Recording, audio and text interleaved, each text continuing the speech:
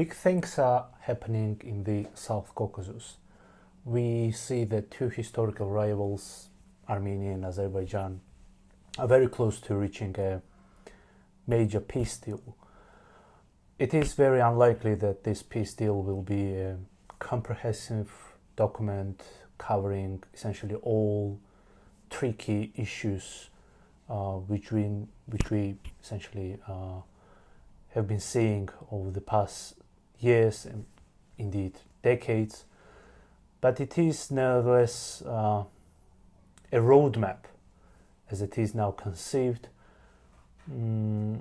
for improvement of bilateral ties between these two countries. This so-called roadmap perhaps will cover several essential issues, such as recognition of each other's territorial integrity within the borders of what once constituted former Soviet republics of Armenia and Azerbaijan. Perhaps the two countries will also agree to opening up the regional infrastructure. And it is also very likely that we will see some minor elements such as the will or willingness essentially of the two parties to demarcate the common border. But since it is really a roadmap, it is very likely that tensions between the two countries will remain.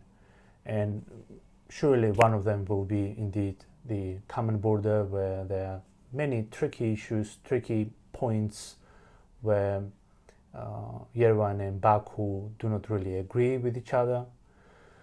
It will also be an issue which will be impacted, essentially influenced by outside actors such as Iran, Turkey and Russia. All these three actors, which are neighboring essentially on the South Caucasus region, they are closely watching the developments between Yerevan and Baku. But overall, the prospects for the peace are quite promising. One thing we are watching now at the moment is the proposed constitutional change in Armenia. So that was regarded, it still is regarded as one of the major obstacles by Baku because of the references in the Armenian constitution to Nagorno-Karabakh. And it is widely regarded as a requirement, essentially a demand from Baku to change the constitution. And we are seeing in Armenia essentially big political debates going on whether the constitution should be changed and how essentially the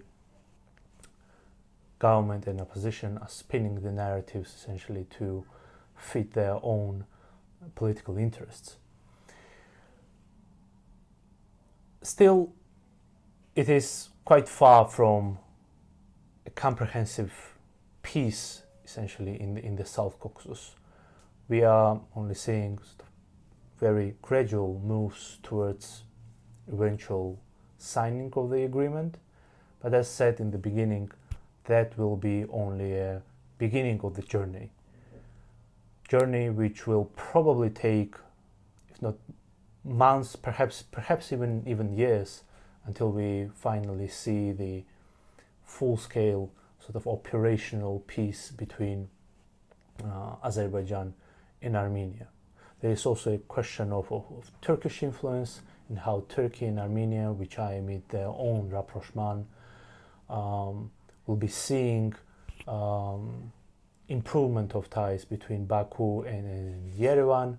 It is also very likely that if we see real progress between Armenia and Azerbaijan, we might be seeing a parallel improvement of ties between Ankara and Yerevan, which will culminate perhaps in the opening of embassies or sort of restoration of diplomatic ties between these two neighboring countries. So overall, the region is gradually moving towards something new, which hasn't been seen so far. For the past decades, we witnessed several major wars in the South Caucasus, and two of them over Nagorno-Karabakh, with intermittent skirmishes and even sort of large-scale fightings as it happened in 2016 between Azerbaijan and in Armenia. But we now are witnessing a period where three countries, perhaps Armenia, Azerbaijan and Georgia, perhaps could be really moving towards sort of creating a region which will be maybe not entirely devoid of geopolitical tensions or conflicts, but nevertheless the level of geopolitical tensions between Armenia and Azerbaijan will be much lower than it has been since the end of the Soviet Union.